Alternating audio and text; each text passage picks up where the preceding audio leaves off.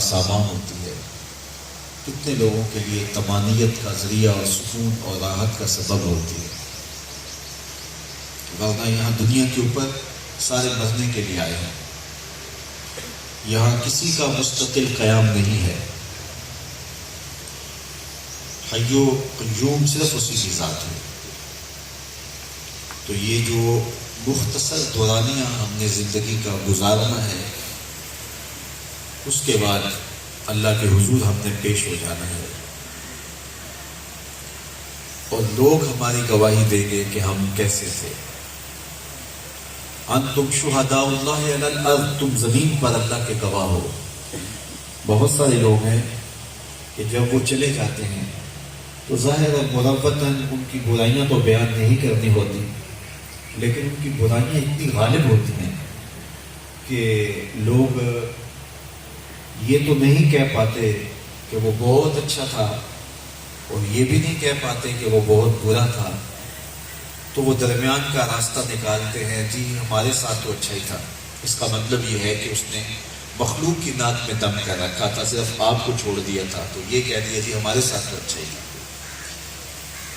تو وہ کیسا شخص ہے جس کے انتقال کے بعد اس کی تعریف کے لیے لوگوں کو لفظوں کا بھی انتخاب کرنا پڑے، کہ لوگ کہیں گے کہ یہ خوشامد کر رہا ہے اور اس کے پاس لفظ ہی نہیں ہے اس شخص کی تعریف کے لیے۔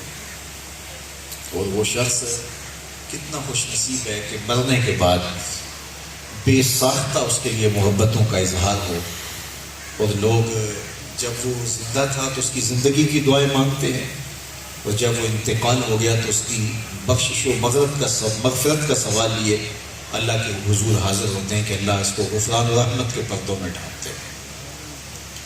تو یہاں بیٹھ کسی نے رہنا، چلے جانا ہے سب نے، لیکن ہم نے اس دنیا کے اوپر اپنے گواہ قائم کر کے جانا ہے کہ ہم کس طرح کی زندگی گزاری ہے، کس طرح کے شب و روز بس۔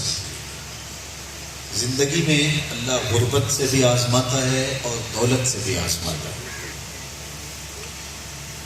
کچھ لوگ غربت میں آزمائش میں پورے نہیں نکلتے، کچھ لوگ دولت کی آزمائش میں پورے نہیں نکلتے، لیکن وہ لوگ خوش نصیب ہوتے ہیں کہ جو ہر حالت کے اندر اللہ کے شکر گزار ہوتے ہیں۔ غربت ہوتی ہے تو وہ ایام غربت بھی کاٹتے ہیں اللہ کا شکر ادا کر کے، مشقت کے ساتھ، محنت کے ساتھ، اور اپنی عزت نفس کو مجروح نہیں ہونے دیتے۔ اور جب اللہ ان کو آسودگی دیتا ہے، اللہ انہیں نواز دیتا ہے، تو پھر انہیں اپنے وہ لمحے یاد ہوتے ہیں کہ غربت کی کثرت کتنی ہوتی ہے اور یہ درد کیسا ہوتا ہے۔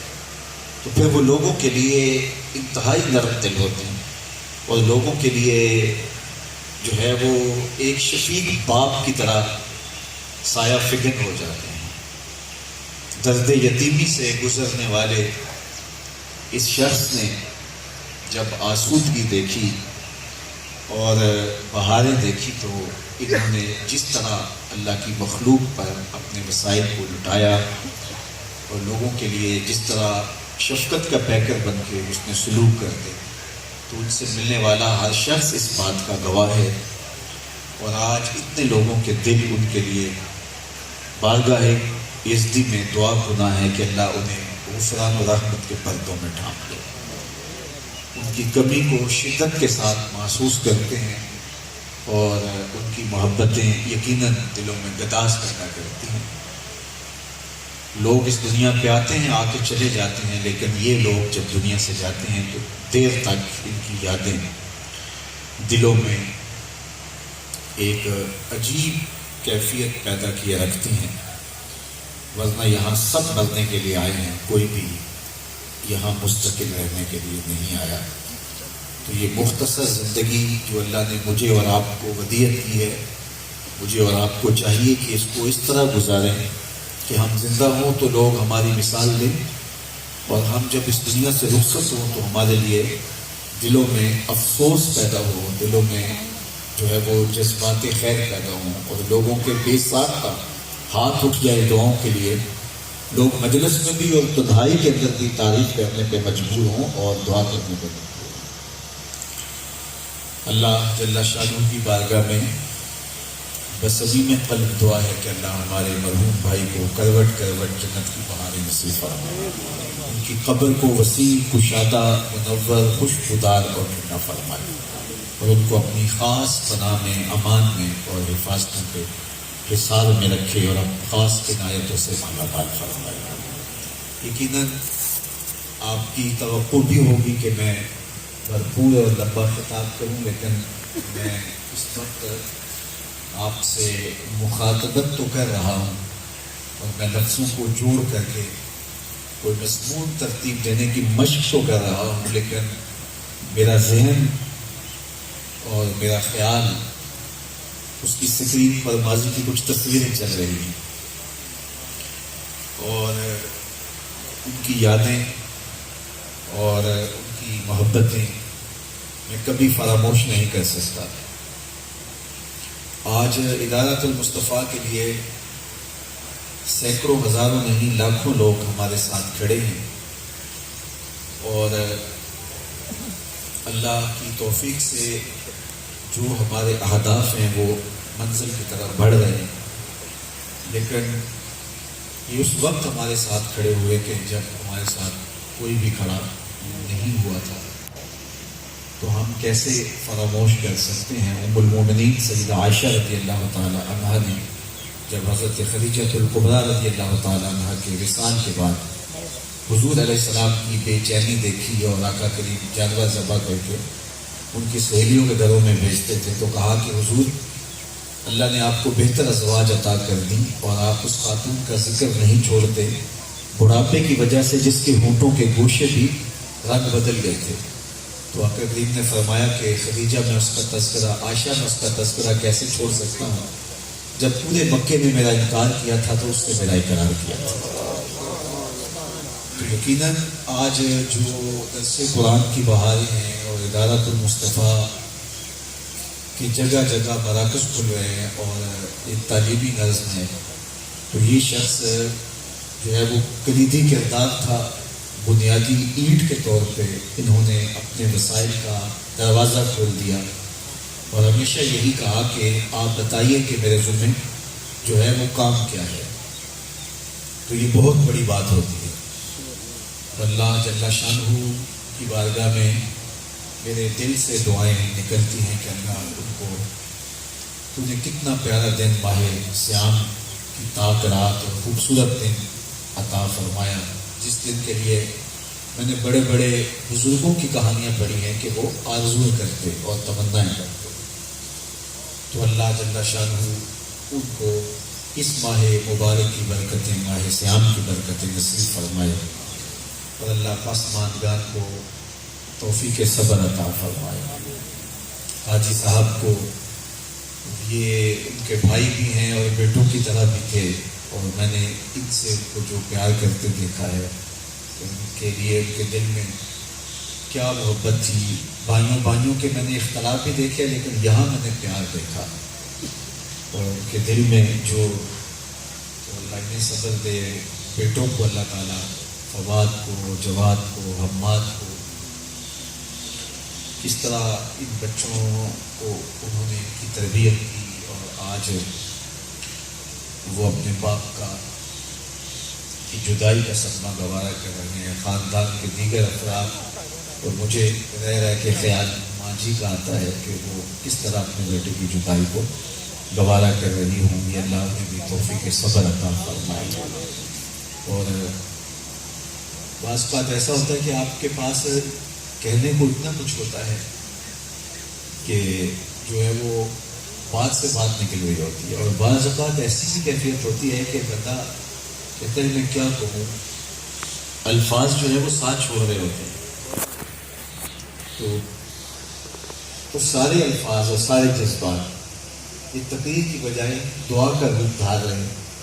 اور میرے میرے ہر لفظ لفظ سے دعا پھوٹ رہی ہے کہ اللہ تعالیٰ ہمارے اس بھائی کو جنت میں اعلیٰ مقام نصیب فرمائے. تقاضۂ بشریت دنیا میں رہتے ہوئے ان سے جو خطائیں سرزد ہو گئی، محبوب کریم کی زلف گراگیر کا صدقہ اللہ انہیں معاف فرمائے. اور آقا کریم کے ساتھ ان کا جو محبت کا ربط و رشتہ تھا، حضور علیہ السلام کا پیار اللہ نے جو ان کے سینے میں رکھا ہوا تھا، اس کی برکت اللہ برزخی زندگی میں انہیں عطا فرمائے. میں آپ سے دوسری بات یہ کہوں گا کہ میں اور آپ بھی اس دنیا سے رخصت ہونے والے ہیں. آج اپنے وقت پر وہ چلے گئے، وقت متعین تھا، ہمیں لگا اچانک گئے، لیکن ان کا طے شدہ وقت تھا. اللہ جل شانہ نے جو ہمارے اوقات ہیں رخصتی کے، وہ ہماری نظروں سے اوجھل رکھے ہوئے ہیں. اس میں ہزار حکمتیں ہیں. تو میرا اور آپ کا متعین اور طے شدہ وقت ہے، اس وقت پہ ہم نے رخصت ہونا ہے. تو قبل اس سے کہ وہ وقت آئے اور کوئی حجت باقی نہ رہے اور پھر ہم ہاتھ ملتے رہیں، ہمیں آج اپنی آخرت کے لیے عملی طور پہ تیار ہونا پڑے گا. موت کی تیاری کا مطلب یہ نہیں ہے کہ کوئی آپ کفن تیار کروا لیں یا قبر کی نشاندہی کر رہے ہیں. موت کی تیاری کا مطلب توبہ ہے، رجوع اللہ ہے، ماضی کی خطاؤں سے اللہ کے حضور معافی ہے اور اللہ کے حضور پیش ہونے کے لیے اچھے اعمال کا ذخیرہ جمع کرنا ہے. تو ہم نے اپنی آنکھوں کے سامنے کتنے کتنے لوگوں کو رخصت ہوتے دیکھا جو ناگزیر لگتے تھے کہ دنیا ان کے بغیر چل نہیں سکتی، کائنات کا چرخ گھوم نہیں سکتا ان کے بغیر، لیکن پھر جو ہے وہ نام بھی باقی نہ رہا. سعدی شیرازی کہا یاد آئے کہ خیر کن ہے فلاں و غنیمت شمار امت زاں کے بیشتر کے بانگ برائے کہ فلاں نمان. فرمایا ہے فلاں نیکی کر لے اور اس زندگی کو غنیمت سمجھ لے، اس سے قبل کہ یہ آواز آنے لگے کہ فلاں بھی چلا گیا. ازاں بیشتر کے بانگ برائے کہ فلاں نمان. ہم روز یہ کانوں سے آواز سنتے ہیں، روز اعلان سن رہے ہوتے ہیں ازاں فلاں چلا گیا اور اتنے بجے جنازہ ہوگا. تو یہ ساری زندگی لوگوں کے ہی اعلان سنتے رہیں گے یا ایک دن ہمارا اعلان بھی ہوگا؟ سیدنا علی مرتضیٰ رضی اللہ تعالیٰ کو فرماتے ہیں کہ یہ تمہاری جو سانسیں ہیں یہ موت کی طرف اٹھتے ہوئے قدم ہیں. تم سمجھتے ہو کہ ہم بڑے ہو رہے ہیں لیکن حقیقت میں تم چھوٹے ہو رہے ہیں. جب گنتی الٹی شروع ہو جائے تو کام بہت جلد زیرو پہ آ جاتا ہے. کبھی آپ اشارے پہ رکتے ہیں تو دیکھتے ہیں وہاں گنتی الٹی چل رہی ہوتی ہے. وہ 60 سے نیچے آ رہی ہو یا 90 سے نیچے آ رہی ہو یا 20-25 سے نیچے آ رہی ہو، گنتی جب بھی الٹی چلتی ہے تو بہت جلد زیرو پہ آ جاتی ہے. یہ ماہ و سال کی گنتی الٹی چل رہی ہے. ہم سمجھتے ہیں کہ ہم بڑے ہو رہے ہیں لیکن حقیقت میں ہم چھوٹے ہو رہے ہیں. ہمارا سفر موت کی طرف ہے. لمحہ لمحہ ہم موت کی طرف بڑھ رہے ہیں. ایک بزرگ تھے، وہ فرماتے تھے، مجھے قرآن مجید میں جو ارشاد فرمایا گیا ان الانسان لفی خسر، بے شک انسان خسارے میں ہے، تو مجھے اس کی سمجھ نہیں آتی تھی، اس کا مفہوم میرے اندر صحیح طرح سے اترتا نہیں تھا کہ انسان خسارے میں کیسے ہے. کہاں گھاس پھونس کے جھونپڑے اور کہاں عالی نسل محلات، کہاں کھانے کے لیے نان شبینہ بھی نہیں میسر ہوتا تھا، اور کہاں جو ہے وہ اتنے کھانے ہیں کہ جو ہے وہ ٹیبل پہ پڑے رہ جاتے ہیں اور وہ ہم کھا نہیں پاتے. کہاں پیوند لگے ہوئے لباس اور کہاں اتنے لباس کہ موسم بدل جاتا ہے، لباس بدلنے کی باری نہیں آتی. تو انسان خسارے میں تو نہیں ہے. انسان تو زندگی کا حسن کشید کر چکا ہے. یہ لشکاریں مارتی مارکیٹیں، یہ عالی نصب پلازے، یہ تالپول کی بچھی ہوئی سڑکیں، یہ فضاٹے بھرتے ہوئے جہاز، انسان تو کہاں سے کہاں پہنچ گیا. اور اللہ قرآن میں کہہ رہا ہے کہ انسان خسارے میں ہے. تو کہتے ہیں مجھے سمجھ نہیں آتی تھی کہ انسان خسارے میں ہے کیسے. تو ایک دن میں سمرقند کے بازار سے گزر رہا تھا اور وہاں پتھر کی سر کے اوپر ایک بندہ برف رکھ کے بیچ رہا تھا اور ساتھ آواز لگا رہا تھا. آج کل تو یہ پاپڑ بیچنے والے بھی آواز لگاتے ہیں. جانوروں کی بینٹیں پڑی دکھائی، گلاب کے پھول نہیں ہوں گے، یہاں وہاں دھول اڑ کے دکھائی. اللہ اکبر. یہ وہ لوگ تھے کہ جو گھر سے نکلتے تھے تو کیا شان و شوکت ہوتی. بالکل اس کے ساتھ اندھیرے میں نیچے ملکہ نور جہاں کا مقبرہ. بادشاہ جب تخت نشین ہوتا تو پیچھے پردہ ہوتا اور یہ پردے کے پیچھے، اور بادشاہ کا کوئی فیصلہ نور جہاں کو قبول نہ ہوتا، پیچھے سے کمر ٹھونکتی. بادشاہ فیصلہ تبدیل کر لیتا. جس کے اشارہ ابرو پہ ہندوستان کی تقدیر کے فیصلے لکھے تھے، آج اس کی قبر پہ بھی حسرتیں برس رہی ہیں. زیب النساء کا اپنا شعر اس کی لوح مزار پہ لکھا ہے: بر مزار ما غریباں نئے چراغے نئے گلے، نئے پرے پروانہ سوزت نئے صدائے بلبلے۔ ہم غریبوں کی قبر پہ نہ کوئی چراغ جلانے آئے گا، کوئی نہ پھول جلانے آئے گا، پھول ڈالنے آئے گا، نہ کسی بلبل نے گیت گانے ہیں، نہ کسی پروانے نے پر جلانے ہیں۔ یہ میں ان کی کہانی بتا رہا ہوں جو شہنشاہ تھے، کج کلا تھے، بادشاہ تھے، جن کا طوطی بولتا تھا، نقارے بجتے تھے، ہٹو بچوں کی صدائیں ہوتی تھی، زمانہ رش کرتا تھا، ان کی سواریاں گزرتی تھی تو جو ہے وہ لوگ راستہ دیتے تھے۔ یہ اس کی کہانی ہے کہ بر مزارے ماں غریباں نئے چراغے نئے گلے، نئے پرے پروانہ سوزت نئے صدائے بلبلے۔ تو وہ آواز لگا رہا تھا: ارحموا ارحموا علی من یذوب راس مالے، اور گزرنے والوں میرے پہ ترس کھاؤ، مجھ سے ایک ایک دڑی برف کی لیتے جاؤ، میں ایسا تاجر ہوں جس کا راس المال پگھلتا جا رہا ہے۔ کیونکہ برف ایک ایسا سودا ہے جو گاہک کا انتظار نہیں کرتا۔ آپ پیٹرول بیچتے ہیں، آج گاہک نہیں آیا، ہو سکتا ہے پڑا پڑا چھیل کے اوپر چلا جائے اور آپ کروڑوں کے فائدے میں چلے جائیں۔ لیکن اگر آپ برف بیچتے ہیں تو کل برف مہنگی بھی ہو گئی تو برف ہی نہیں ہوگی، تو آپ کو فائدہ کیا ہوگا؟ تو وہ برف بیچ رہا تھا سل پہ رکھ کے، اور ساتھ یہ آواز لگا رہا تھا: ارحموا ارحموا علی من یذوب راس مالہ، اس شخص پہ رحم کھاؤ جس کا راس المال پگھلتا جا رہا ہے، اور مجھ سے کوئی نہ کوئی حصہ برف کا لیتے جاؤ۔ تو کہتے جب اس نے آواز لگائی تو میرے قدم رک گئے اور میں اس کے قریب گیا اور میں نے اس کو کہا: مجھے ان الانسان لفی خسر کا ترجمہ آج سمجھ میں آیا ہے۔ جس طرح تیری برف پگھلتی جا رہی ہے، میری زندگی پگھلتی جا رہی ہے۔ تیری برف قطرہ قطرہ پگھل رہی ہے اور میری زندگی سانس سانس پگھل رہی ہے۔ اور اگر تو اس برف کو بیچ لے، اس کے بدلے درہم، دینار، پارچہ جات، کوئی غلہ حاصل کر لے تو تجھے 4 آنے بچ جائیں گے۔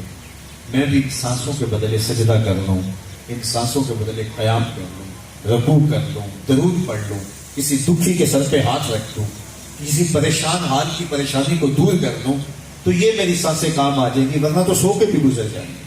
تو مجھے اب سمجھ آئی کہ یہ زندگی خسارے میں کیوں ہے۔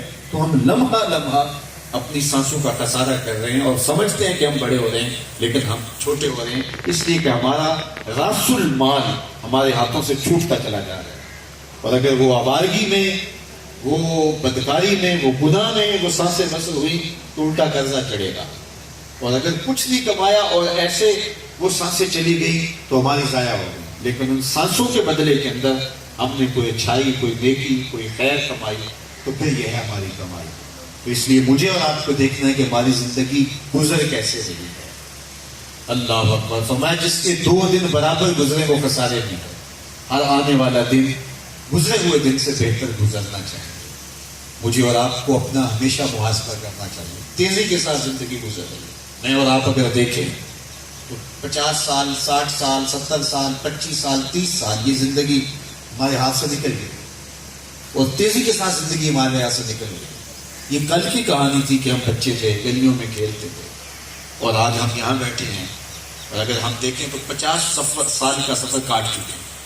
تو جب 50 سال چٹکیوں میں بیت گئے ہیں، ابھی کل کی کہانی ہمیں دکھائی دے رہی ہے، وہ کاغذ کی کشتی، وہ بارش کا پانی، وہ کل کی کہانی دکھائی دے رہی ہے۔ تو جب 20 سال، 30 سال، 50 سال یوں آنکھ جھپکتے گزر گئے ہیں، تو جو باقی زندگی ہے یہ اتنی بھی ہو تو وہ بھی ایسے گزر جائے گی، لیکن ہمیں تو یہ بھی پتہ نہیں کہ ہمارے پاس زندگی کی سانسیں کتنی ہیں، زندگی کے ماہ سال کتنے ہیں۔ تو اس لیے خوش نصیب وہ ہیں جو اپنی آخرت کی بہتری کے لیے اپنی زندگی کو بسر کرتے ہیں۔ لیکن عمومی رویہ جو انسان کا اللہ نے قرآن مجید میں بیان فرمایا ہے وہ یہ ہے کہ بل تؤثرون الحیات الدنیا والآخرۃ خیر وابقیٰ۔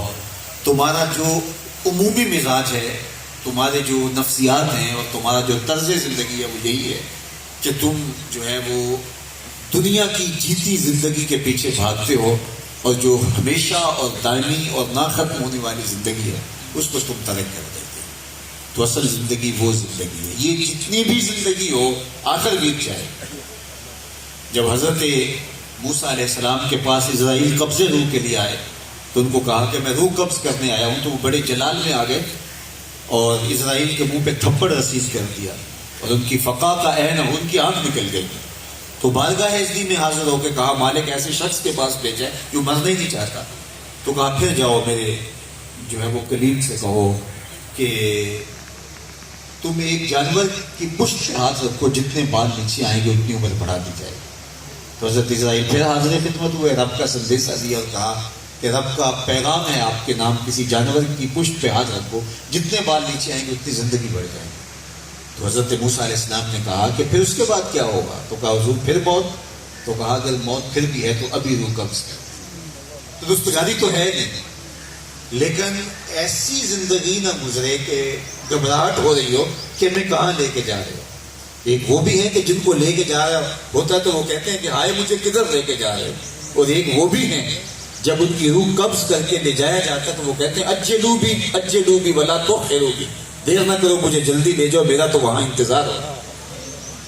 حضرت ابراہیم علیہ السلام کے پاس جب قبض روح کے لیے اسرائیل آئے تو انہوں نے کہا کدھر آئے ہو؟ کہا قبض روح کے لیے آیا ہوں، میرے رب نے آپ کی طرف مجھے بھیجا ہے اس کام کے لیے۔ تو کہا عجیب بات ہے، رب مجھے اپنا خلیل بھی کہتا ہے اور پھر تجھے قبض روح کے لیے بھی بھیج دیا۔ خلیل عربی میں کہتے ہیں گوڑے دوست کو، گہرے یار کو۔ تو کہا عجیب کہانی ہے کہ وہ مجھے اپنا خلیل بھی قرار دیتا ہے، کیا ایسا کبھی ہوا ہے کوئی یار بھی یار کی موت چاہے؟ کہا میں تو حکم کا پابند ہوں۔ کہا پھر بارگاہ اجلی میں جا کے کہو۔ تو حاضر خدمت ہوئے، کہا مالک تیرے خلیل نے کہا کوئی ایسا بھی ہو سکتا ہے کہ کوئی کسی کو یار کہے اور یار یار کی موت چاہے؟ تو کہا کہ پھر جا اور میرے خلیل کو میرا سلام دے اور جا کے کہنا کہ کبھی ایسا بھی ہوا ہے یار بلائے اور یار ملنے بھی نہ آئے۔ تو روح بے چین ہوگی۔ کہا پھر دیر نہ کر، جلدی قبض کر۔ تو یہ بلاوا تو ہے۔ اب ہم کس طرح جاتے ہیں؟ تو ظاہر ہے جس طرح کے اعمال کیے ہیں اس کے مطابق جو ہے وہ ہمارا پیش ہونا ہوگا۔ تو آئیے میں اور آپ اپنے رب کے حضور آج ہی حاضر ہو جائیں۔ آ جانا تو ہے ہی، پھر جو کفن میں منہ چھپا کے جاتے کریں گے، آج کھلی آنکھوں سے اس کے حضور پیش ہو جائیں، اپنے قدموں سے چل کے اس کے حضور آ جائیں۔ یا ایھا الانسان ما غرک بربک الکریم، ذرا لہجے کا حسن دیکھیے، میرا رب پکار رہا ہے، یا ایھا الانسان، اے بھولے ہوئے، اے خود فراموش انسان، نسیان سے ضیے، اللہ اکبر، مقصد حیات کو فراموش کر دینے والے، ما غرک بربک الکریم، تجھے کریم رب سے کس نے غافل کر دیا ہے، کس نے مغرور کر دیا، کس نے دھوکے میں ڈال دیا؟ بتا وہ چیز کیا ہے؟ حسن، جوانی، اقتدار، دولت، کوئی چیز ہو جو تیرے ساتھ مستقل رہنے والی ہے۔ ما غرک بربک الکریم، اللہ اکبر۔ ذرا دیکھیے بھاگے ہوئے کو، خود فراموش کو، متمرد کو، باغی کو، سرکش کو کبھی یوں آواز دی جاتی ہے؟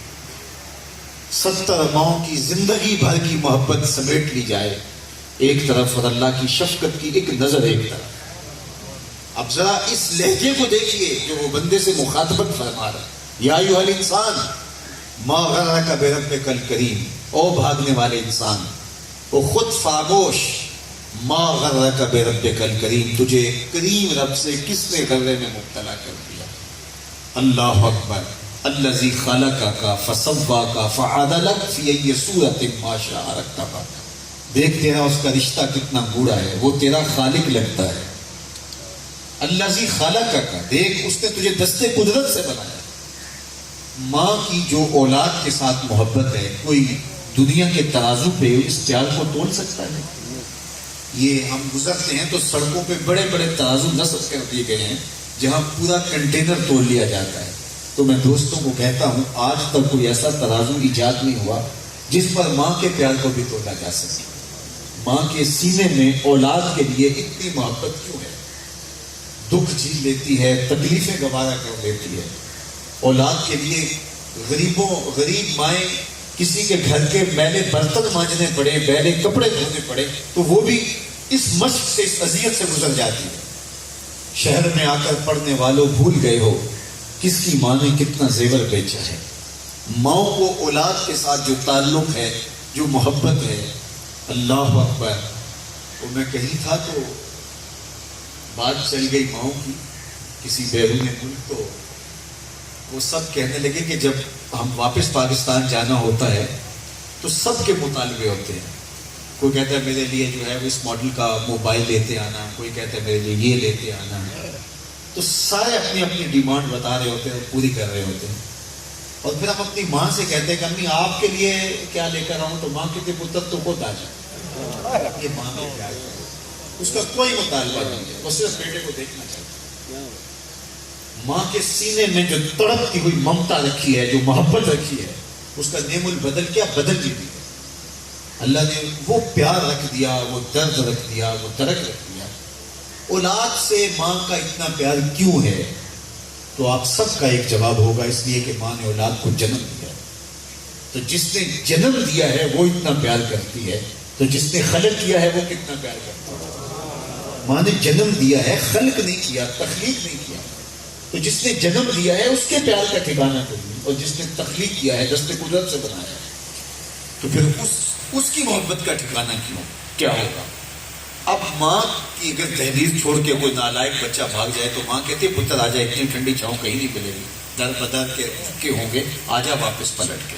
اور مالک کی دہلیز چھوڑ کے بندہ بھاگا تو اس کی رحمتیں آواز دے رہی ہیں، یا ایھا الانسان ما غرک بربک الکریم، آ جا پلٹ کے، تیرا رب بڑا ہی کریم ہے، دیکھ تیرا اس کا رشتہ بڑا گوڑا ہے، الذی خلقک، اس نے تجھے پیدا کیا، تیرا خالق لگتا ہے، فسواک فعدلک، تیرے اعضاء کو توازن بخشا، تجھے حسن دیا، تجھے جوانی بخشی، اللہ اکبر، تجھے کیسی پیاری صورت عطا کی، اور اسی کا مالک کا در چھوڑ کے بھاگ رہا ہے، آجا پلٹ کے، آنا تو تو نے ہے ہی، پھر جو لوگ تجھے قدموں پہ اٹھا کے لائیں گے، اچھا نہیں کہ اپنے قدموں سے خود ہی چل گیا، اس کی رحمتیں تیرا انتظار کر رہے ہیں، اور وہ یہ نہیں دیکھے گا کہ اس نے جرم کتنے کیے، وہ یہ دیکھے گا میرا بندہ میرے در پہ آ گیا ہے، اللہ اکبر۔